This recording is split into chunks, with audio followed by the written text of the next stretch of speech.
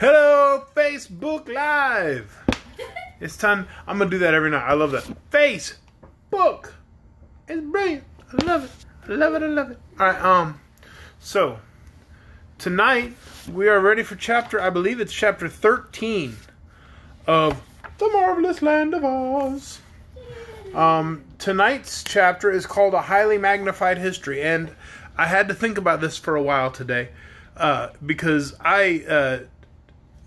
y'all noticed the voice that I did for the Wogglebug last night. That voice could be very annoying over a long stretch of time, and this entire chapter is told by the Wogglebug. It's the Wogglebug telling the story of how he became highly magnified and thoroughly educated. But, yeah, I don't think I'm going to do that voice for an entire chapter because I don't want this chapter to take 45 minutes. I think you'd all be very annoyed with me. And I checked with the Munchkins, and they agreed that I should just read tonight's chapter in my voice. So that's what I'm going to do. I'm not going to do the whole Wogglebug voice through the whole chapter. So we are ready for chapter 13, A Highly Magnified History. It is but honest that I should acknowledge at the beginning of my recital that I was born an ordinary Wogglebug, began the creature in a frank and friendly tone. Knowing no better, I used my arms as well as my legs for walking and crawled under the edges of stones or hid among the roots of grasses with no thought beyond finding a few insects smaller than myself to feed upon.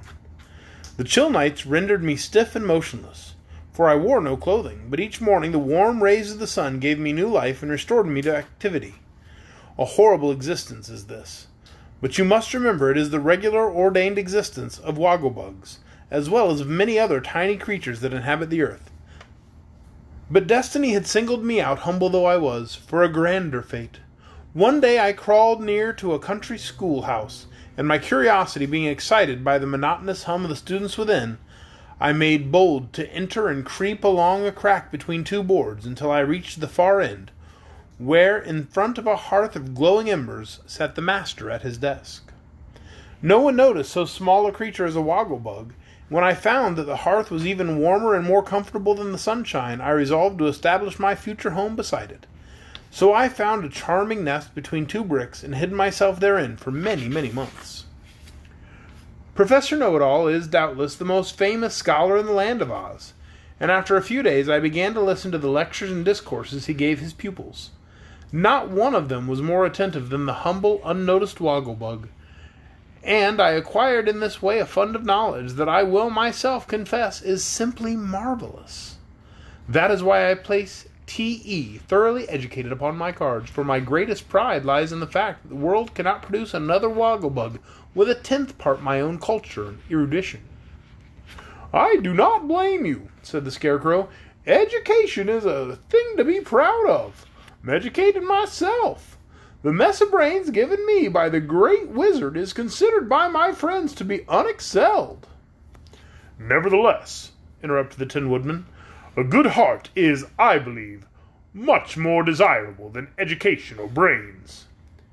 To me, said the Sawhorse, a good leg is more desirable than either.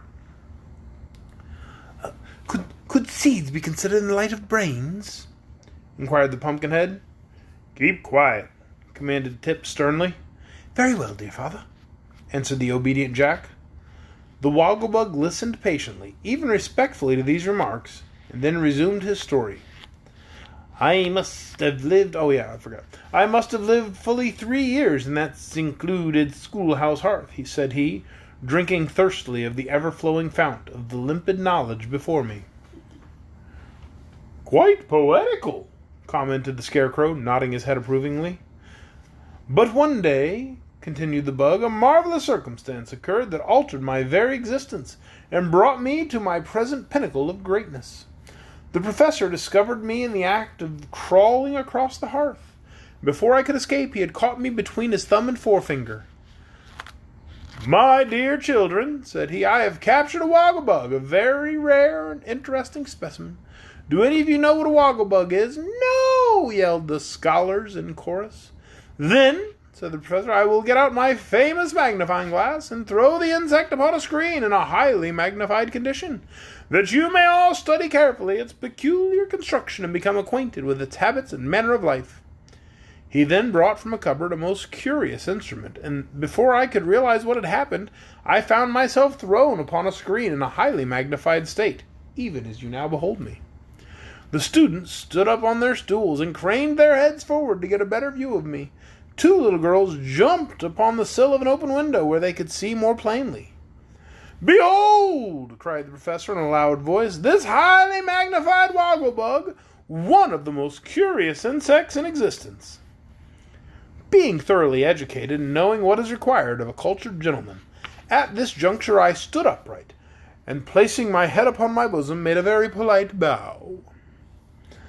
My action, being unexpected, must have startled them, for one of the little girls perched upon the windowsill gave a scream and fell backward out the window, drawing her companion with her as she disappeared. The professor uttered a cry of horror and rushed away through the door to see if the poor children were injured by the fall. The scholars followed after him in a mad mob, and I was left alone in the schoolroom, still in a highly magnified state and free to do as I pleased. It immediately occurred to me that this was a good opportunity to escape. I was proud of my great size and realized that now I could safely travel anywhere in the world, while my superior culture would make me a fit associate for the most learned person I might chance to meet.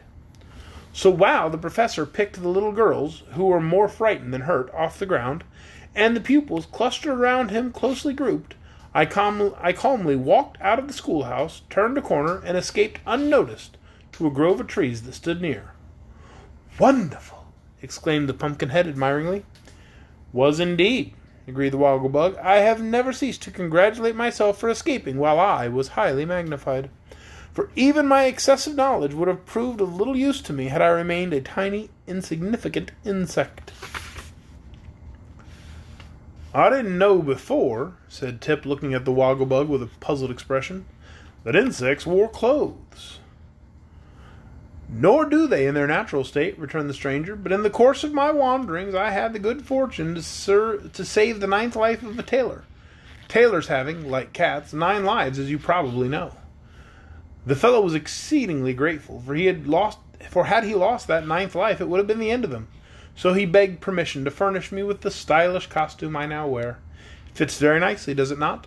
And the Wogglebug stood up and turned himself around slowly, that all might examine his person. "He must have been a good tailor," said the Scarecrow, somewhat enviously. "He was a good-hearted tailor, at any rate," observed Nick Chopper. "But where were you going when you met us?" Tip asked the Wogglebug. I think at this point I should probably start doing the Wogglebug's voice again, because, he's answering questions now, so I need to distinguish who he is. "Where were you going when you met us?" Tip asked. "Nowhere in particular," was the reply, "although it is my intention soon to visit the Emerald City and arrange to give a course of lectures to select audiences on the advantages of being magnified." "We are bound for the Emerald City now," said the Tin Woodman, "so if it pleases you to do so, you are welcome to travel in our company." The Wogglebug bowed with profound grace. "Oh, my head. Oh, my hair. Oh, that was bad." "It will give me great pleasure," said he, "to accept your kind invitation, for nowhere in the land of Oz could I hope to meet so congenial a company." "That is true," acknowledged the Pumpkinhead. "We are quite as congenial as flies and honey." "But pardon me if I seem inquisitive, are you all not rather unusual?" asked the Wogglebug, looking from one to another with unconcealed interest. "Not more so than yourself," answered the Scarecrow. "Everything in life is unusual till you get accustomed to it." "What rare philosophy!" exclaimed the Wogglebug admiringly. "Yes, my brains are working well today," admitted the Scarecrow, an accent of pride in his voice. "Then, if you are sufficiently rested and refreshed, let us bend our steps once more toward the Emerald City," suggested the Magnified One. "We can't," said Tip. Sawhorse broken a leg, so he can't bend his steps. And there's no wood around to make him a new limb from. We can't just leave the horse behind because the Pumpkinhead's so stiff in his joints that he has to ride." "How very unfortunate," cried the Wogglebug. Then he looked the party over carefully and said, "If the Pumpkinhead is to ride, why not use one of his legs to make a leg for the horse that carries him? I judge that both are made of wood." "Now that is what I call real cleverness," said the Scarecrow approvingly. "I wonder my brains did not think of that long ago. Get to work, my dear Nick, and fit the Pumpkinhead's leg to the Sawhorse." Jack was not especially pleased with this idea, but he submitted to having his left leg amputated by the Tin Woodman, whittled down to fit the left leg of the Sawhorse. Nor was the Sawhorse especially pleased with the operation either, for he growled a good deal about being butchered, as he called it, afterward declared that the new leg was a disgrace to a respectable Sawhorse. "I beg you to be more careful in your speech," said the Pumpkinhead sharply. "Remember, if you please, that it is my leg you are abusing." "I cannot forget it," retorted the Sawhorse, "for it is quite as flimsy as the rest of your person." "Flimsy? Me flimsy?" cried Jack in a rage. "How dare you call me flimsy?" "'Cause you are built as absurdly as a jumping jack," answered the horse, rolling his knotty eyes in a vicious manner. "Even your head won't stay straight, and you never can tell whether you're going to be forwards or backwards." "Friends, I entreat you not to quarrel," pleaded the Tin Woodman anxiously. "As a matter of fact, we are none of us above criticism, so let us bear with each other's faults." "An excellent suggestion," said the Wogglebug approvingly.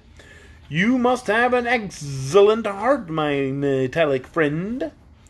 "I have," returned Nick, well pleased. "My heart is quite the best part of me, but now let us start upon our journey."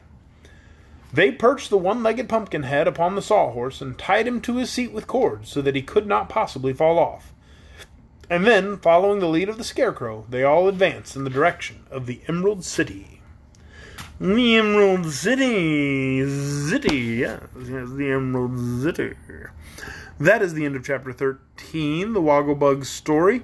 And now, tomorrow night, 8 p.m., we'll have Chapter 14, Old Mombi Indulges in Witchcraft.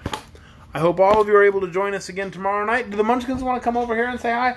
I can't hold the phone and be like, "Hey, look at the Munchkins," because my phone is going to die. I have to keep it on the charger right now. But if the Munchkins want to say hi, there's the biggest Munchkin, and there's the middle Munchkin, and there's the tiny Munchkin.